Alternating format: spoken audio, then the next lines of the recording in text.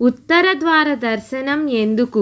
వైకుంఠ ఏకాదశి వస్తుందనగానే ఉత్తర ద్వార దర్శనమే గుర్తుకు వస్తుంది. వైష్ణవాలయాలలో ప్రత్యేకించి ఏర్పాటు చేసే ఉత్తర ద్వారం ద్వారా స్వామివారిని దర్శించుకుంటే మోక్షం ప్రాప్తిస్తుందని భక్తుల నమ్మకం.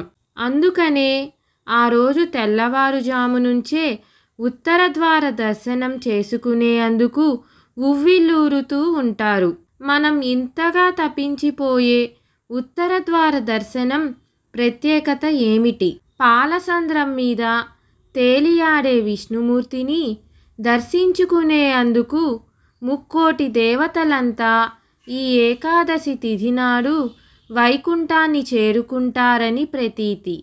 అందుకనే ఈ ఏకాదశికి ముక్కోటి ఏకాదశి అన్న పేరు వచ్చింది. 3 కోట్ల ఏకాదశులకు సమానం కావడం చేతనే ఆ పేరు వచ్చిందన్న వాదన లేకపోలేదు. వైకుంఠంలోని విష్ణుమూర్తి దర్శనమే ఈ ఏకాదశి నాడు ముఖ్యమైన ఘట్టం కాబట్టి దీనికి వైకుంఠ ఏకాదశి అన్న పేరు ఉంది.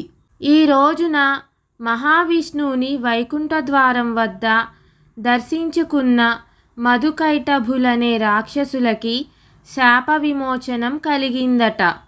ఇక నుంచి ఎవరైతే ఆ వైకుంఠ ద్వారాన్ని పోలిన ఉత్తర ద్వారం గుండా విష్ణుమూర్తిని దర్శించుకుంటారో వారందరికీ కూడా తమలాగే మోక్షం కలగాలని ఆ మధుకైటభులు కోరుకోవడంతో ఉత్తర ద్వార దర్శనం చూపించడం జరుగుతుంది.